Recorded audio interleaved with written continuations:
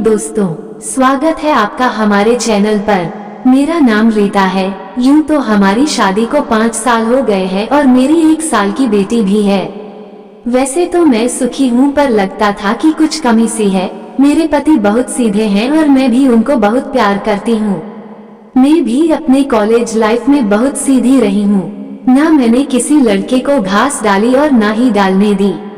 जब भी कभी मैं देसी कहानी पढ़ती हूँ तो मुझे लगने लगता कि मुझे भी कोई दूसरा प्यार करने वाला चाहिए, जो एक बार मुझे कसकर अपनी बाहों में लेकर जोरदार तरीके से कुछ नया तरीका अपनाकर मुझे प्यार करे। पर क्या करें, मेरी हिम्मत ही नहीं होती थी जब वो मुझे कभी फिल्म दिखाते और कोई लड़की 2 मर्दों से प्यार करती हुई दिखती तो मेरे अंदर की प्यास और जग जाती थी। उस रात में अपने पति से कई बार करवाती ही थी, पर शायद अभी मेरी किस्मत में दूसरा प्यार नहीं लिखा था, तो मैंने ये विचार मन से निकालना ही बेहतर समझा। पर क्या करती, जब भी कोई देसी कहानी पढ़ती या देखती तो ये उमंगे जोर पकड़ लेती थी। वैसे मैं ज्यादा सुंदर तो नहीं हूँ, पर मेरा शरीर बहुत शानदार है। पर कहते हैं ना कि सच्चे मन से कुछ मांगो तो भगवान भी सुन लेता है। मेरे पति के एक दोस्त है राजेश, वो अक्सर हमारे यहाँ इनके सामने और इनके पीछे भी आते रहते हैं। एक दिन मैं अपनी बेटी को दूध पिला रही थी और राजेश हमारे यहाँ आ गए। मैं अकेली थी, ये ऑफिस गए हुए थे, तो मैं फ्री होकर बैठी थी। मुझे उम्मीद भी नहीं थी कि कोई आएगा, तो मेरे लगभग वो दोनों बाहर ही थे। तभी राजेश अचानक चला आया तो मैं संभाल भी ना सकी। पर क्या करती, वो मुझे देखकर मुस्कुराया और नमस्ते किया। मैंने तुरंत अपने आप को संभाला और उसको बैठने के लिए कहा। उसने लपक कर मेरे बेटी को सहलाने का बहाना करके चढ़ा। मेरे उसको भी सहला दिया और मैं कुछ भी ना कह सकी। उसके बाद राजेश ने कहा, भाभी चाय पिला दो। मैंने बेटी को उसको दिया और मैं चाय बनाकर ले आई। मैंने अपने मन में सोचा कि राजेश मेरी प्यास बुझाने के लिए सही रहेगा क्या, या कहीं ये मुझे बाद में बदनाम तो नहीं कर देगा। मैंने सोचा कि जल्दबाजी ठीक नहीं रहेगी। फिर मैं राजेश के सामने बैठकर चाय पीने लगी। थोड़ी देर शांति रही, फिर राजेश बोला, भाभी एक बात है, भैया खुश तो रहते हैं। मैंने पूछा, क्या बात है? वो तो हमेशा ही खुश रहते हैं। तब राजेश बोला, जिसके पास ऐसी सुंदर पत्नी हो वो हमेशा खुश ही रहेगा। वो फिर पड़ोस वाली लड़की की बात बताने लगा कि उसका उस लड़के के साथ चक्कर है और वो और लड़कों से भी मिलती है। मैंने कहा, तुम्हारा किसके साथ चक्कर है ये तो बताओ। तो वो बोला, आपसे ही चलाने की सोच रहा हूँ।